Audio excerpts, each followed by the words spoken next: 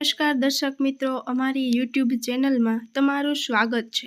અયોધ્યામાં રામજીની મૂર્તિ કાળી કેમ છે તેનું પાછળનું કારણ જાણી ચોંકી જશો। અયોધ્યામાં ભવ્ય રામ મંદિર બનીને તૈયાર થઈ ગયું છે અને રામલલ્લાની મૂર્તિના દર્શન પણ બધાને થઈ ગયા છે।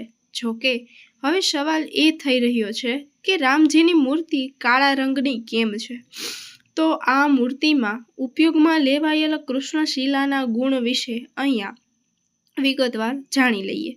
અયોધ્યામાં રામ મંદિરના ગર્ભગૃહમાં સ્થાપિત રામલલ્લાની મૂર્તિની તસવીરો સામે આવ્યા બાદ કરોડો ભક્તોએ તેના દર્શન કર્યા।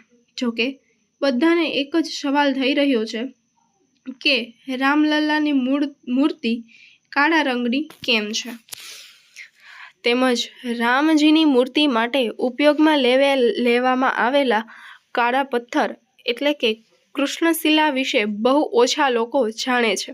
ત્યારે આ મૂર્તિને તૈયાર કરનાર શિલ્પકાર અરુણ યોગીરાજની પત્ની વિજેતા યોગીરાજે જણાવ્યું કે રામલલ્લાની મૂર્તિ બનાવવા માટે આ પથ્થરનો ઉપયોગ કરવાનું ઘણા ખાસ કારણ છે।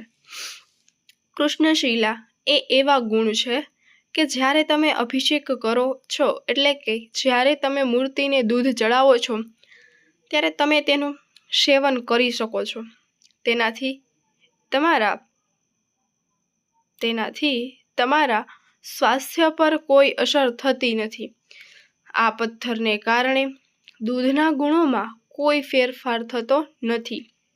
આ કારણોસર આ પથ્થરની પસંદગી કરવામાં આવી છે, કારણ કે તે કોઈ પણ એસિડ કે આગ કે પાણી સાથે પ્રતિક્રિયા આપતું નથી। આ ઉપરાંત આ પથ્થર પર હવા અને સમયની અસર પણ ખૂબ જ સામાન્ય હોય છે, જેના કારણે મૂર્તિ એ 1000 વર્ષથી વધુ સમય સુધી ચાલશે। અરુણ યોગીરાજના પત્ની વિજેતા યોગીરાજે એમ પણ કહ્યું છે કે ભવ્ય રામ મંદિરના ગર્ભગૃહમાં સ્થાપના માટે રામલલ્લાની મૂર્તિ બનાવતી વખતે અરુણ યોગીરાજે ઋષિ જેવી જીવનશૈલી અપનાવી હતી। વિજેતા યોગીરાજે જણાવ્યું છે કે મૂર્તિ તૈયાર કરવાના સમગ્ર સમય દરમિયાન અરુણ યોગીરાજે સાત્વિક ખોરાક જેમાં ફળો અને અંકુરિત અનાજના મર્યાદિત આહાર સાથે 6 મહિના પસાર કર્યા।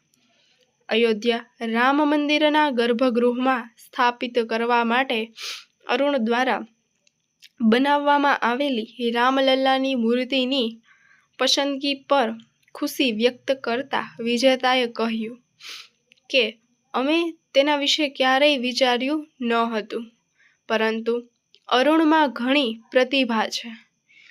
તેમની કળાને સમગ્ર વિશ્વમાં માન્યતા અને પ્રશંસા મળવી જોઈએ।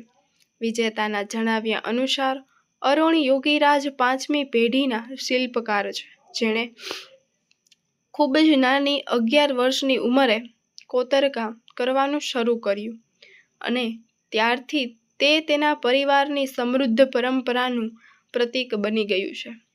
મૂર્તિની કૃષ્ણશિલા એટલે કે શાલિગ્રામ છે કે જે અન્ય કોઈ પથ્થર। તમને જણાવી દઈએ કે રામલલ્લા માટે 3 મૂર્તિનું નિર્માણ થયું હતું, જેમાં રાજસ્થાન સત્યનારાયણ પાંડેએ રામલલ્લાની શ્વેત મૂર્તિ બનાવી હતી, જ્યારે મૈસૂરના અરુણ યોગીરાજ અને બેંગલુરુના GL ભટ્ટે શ્યામ મૂર્તિ બનાવી હતી, જેમાં અરુણ યોગીરાજની બનાવેલી મૂર્તિ પસંદ થઈ અને સ્થાપિત થવા જઈ રહી છે। તેવામાં આજે અમે તમને આ મૂર્તિમાં ઉપયોગમાં લેવામાં આવેલી કૃષ્ણશિલા વિશે માહિતી આપશું। અહીંથી મળી કૃષ્ણશિલા। આ કૃષ્ણશિલાની પસંદગી કર્ણાટકના કારકાલાથી કરવામાં આવી છે। આ પથ્થરને ગત વર્ષે ફેબ્રુઆરી-માર્ચ 2023માં પસંદગી કરવામાં આવી હતી। તેને ઉત્તર કર્ણાટકના કારકાલા જિલ્લાના નૈલ્લીકેર તાલુકાના નાનકડા ગામ ઈડુ પાસેથી મળેલી ખાણમાંથી પસંદગી કરવામાં આવી હતી। આ શિલાનું વજન 10 ટન હતું, જ્યારે પહોળાઈ 6 ફૂટ અને 4 ફૂટની જાડાઈ હતી. આ શિલાને વિધિવત પૂજા કર્યા બાદ અયોધ્યા મોકલવામાં આવી હતી. તેમજ શિલાની પસંદગી કેવી રીતે થઈ? જો સૂત્રોનું માનીએ તો ટ્રસ્ટના આગ્રહ પર વિખ્યાત વાસ્તુશાસ્ત્રી કુશદીપ બંસલે સૌથી પહેલા આ શિલાનું નિરીક્ષણ કર્યું હતું અને વાસ્તુની દ્રષ્ટિએ તેમને ઉત્તમ જણાતા નેશનલ રોક ઇન્સ્ટિટ્યૂટના વૈજ્ઞાનિકોએ તેની સાયન્ટિફિક તપાસ કરીને શિલાની રાસાયણિક સંરચનાની તપાસ કરી હતી. આ તપાસમાં વૈજ્ઞાનિકોને જોવા મળ્યું કે શિલા દરેક પ્રકારના હવામાન અને વાતાવરણમાં હજારો વર્ષો સુધી ટકી શકે તેમ છે. તમને જણાવી દઈએ કે કૃષ્ણશિલા મૂર્તિકારોની ફેવરિટ છે. તેનું કારણ આ પથ્થરની સંરચના પણ છે. આ પથ્થર વધુ કડક પણ નથી અને વધુ મૃદુ પણ નથી હોતો. જો શિલા કઠોર હોય તો મૂર્તિની ભાવભંગીમાઓ પર અસર પડે છે અને જો મૃદુ હોય તો કોતરણી દરમિયાન તૂટી જવાનો ભય રહે છે. આ રીતે જોતા કૃષ્ણશિલા બધી રીતે પરફેક્ટ છે. આ શિલાની પસંદગી પાછળ પૌરાણિક મહત્વ પણ છે. રામલલ્લાની મૂર્તિમાં આ શિલાના ઉપયોગ પાછળ એક પૌરાણિક કથાનું પણ મહત્વ છે. કારકલાના જે સ્થાનેથી મળેલી શિલા તે તુંગ નદીના કિનારે અને અહીં જ 60 કિલોમીટર દૂર શૃંગેરી શહેર આવેલું છે. આ શહેરનો ઉલ્લેખ શાસ્ત્રોમાં ત્રેતા યુગમાં પણ મળે છે. અહીં રહેતા શૃંગી ઋષિના નામ પરથી જ આ જગ્યાનું નામ પડ્યું છે.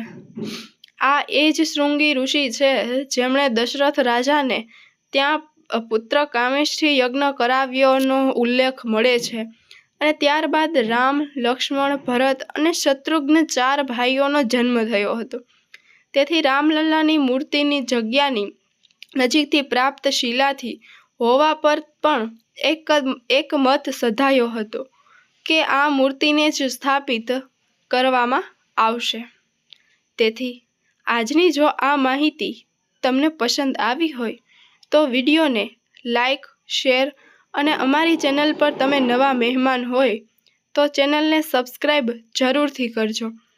ફરી મળીશું એક નવા વિડીયોમાં. ત્યાં સુધી આપ સૌનો ખૂબ ખૂબ આભાર.